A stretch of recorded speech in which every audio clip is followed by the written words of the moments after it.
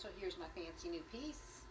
You guys wanted a tutorial, so I'm tired of typing out the instructions, so I'm going to try this and see if it's easier for everybody, including myself. So step one is wash everything down. Make sure that you use a mild, I use Dawn soap with a wet washcloth and just wipe it down, get all the dust and crud off of it. And then you're going to take the hardware off of your piece and the doors. So I'm going to do that now, and I will be back in a second when I'm done. Okay, I lied. I won't be taking the doors off. The screws are stripped. So we're going to paint it all together. I'm going to take my Annie Sloan paint. This is cocoa. I'm going to do the base coat in cocoa, and I don't know what kind of finish I'm looking for on this piece yet. I'm just going to play with it until I get what I like. So I'm kind of thinking I might do the top solid black and then do the cocoa on the face of it and maybe distress it a little bit, but we'll figure it out later. So I'm going to do a base coat first. Now I'm not sure how this is going to work. I'm going to show you really quick. So these doors open, and what's going to happen is I'm going to try and paint the top, but when this is painted, when I close the door, it's going to rub off, and I think that's just something I'm going to have to deal with. I'm okay with it, I think. We'll give it a try. I might have to touch it up later. So I'm going to put this back. Alright, so I just want to show you real quick what it looks like when you're putting the base coat on. It goes on pretty smooth. And while you can see the brush strokes, you don't have to be real careful. You just slap it on. It's very forgiving when it dries. You can't see a whole lot of flaws in the wood. It dries very flat. And you can put a second coat on if you don't want to see all those lines and grains. You can kind of see through. Or if you want to add a little bit of dimension to the paint, you can leave that there and then kind of layer on different tints of the same color. So if you want to make it a little darker, you can just add a little bit of black or white. It goes on real smooth. I love this paint because it goes on very, very smooth. Now this top part I might change and do black in the end, but it's so quick to slap this on that it really doesn't matter if I change my mind later.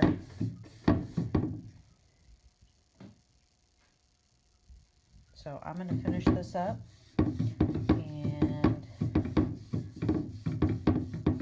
I will put it on time lapse so you can see it in fast time.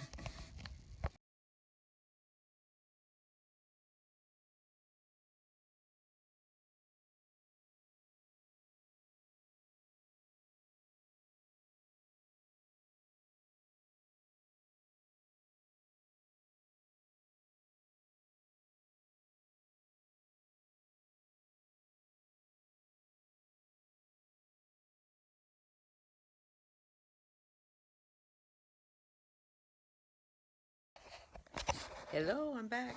So I just wanted to show you. I have the first coat done. Not perfect. You can still see some of the grains on in the paint strokes. I don't know if you can see that in the video or not, but it's going to require another coat. So it took me about an hour and 15 minutes to put the first coat on. I'll show you the back side.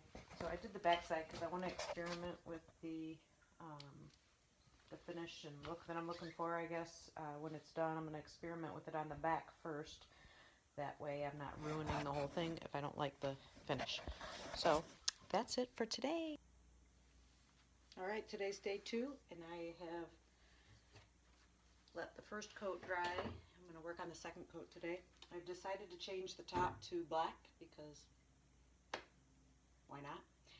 And I also remembered that I forgot to paint the brewer yesterday, so I'm going to put one coat on that and then put the second coat on this, black on top, cocoa on the front. Also, I wanted to mention, I forgot to mention this yesterday in my video, that this paint requires zero prep. You don't have to sand anything down for it to adhere. You don't have to put primer on your furniture. As long as you wash it really good to make sure you get all the furniture polish, residue, oils from hands and stuff, it doesn't require any prep. However, if there are gouges in the wood that you want to fill in with wood filler, that will need to be sanded down so that you can't see it. But in fact, I did that on the vanity. There were some pieces that needed to be filled in with wood filler and sanded, and you can't even tell when it's done. So that's the only prep that is necessary. So with that said, I'm going to get started, and I will put it on the time lapse again, and then start on the fun stuff, hopefully either later today or tomorrow.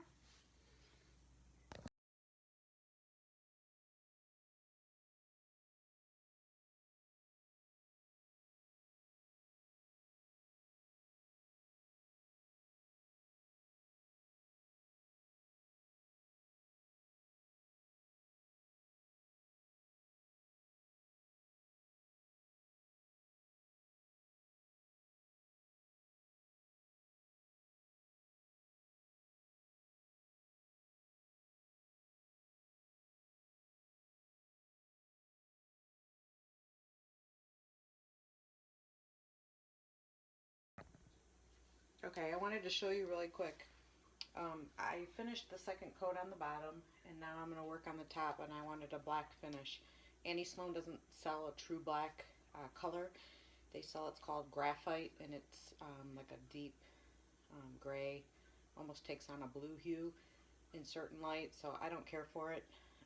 So in the rare occasion that I can't find the color that I want from Annie Sloan because the color selection is very limited, I will go to Joanne Fabrics brand, which is this folk art home decor chalk paint, and it works okay. I prefer the Annie Sloan because of the consistency. The Annie Sloan is runnier, so it's a little bit easier to control how much you're putting on the brush.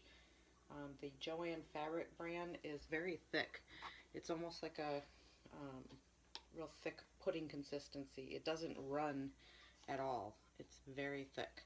So it's harder to control how much you're putting on your brush. So when I use it, I will sometimes thin it out with a little bit of water. It's water-based, so it doesn't hurt anything to put a little bit of water in it and make it a little thinner. I'm not going to today, but just because of the thickness, it's hard to get a smoother finish with this paint than it is with the Annie Sloan. So I just wanted to point that out. It's another good alternative to the Annie Sloan paint if you can't find the color that you want. This stuff, this little 8-ounce container is $7.99, so if you use your 40% off coupon, you can get it down to, you know, $5 or so, $4 or $5. So it's a little bit cheaper than the Annie Sloan stuff, but doesn't go as far because it's so thick. So just another alternative. I'm going to start putting on the black coat on the top.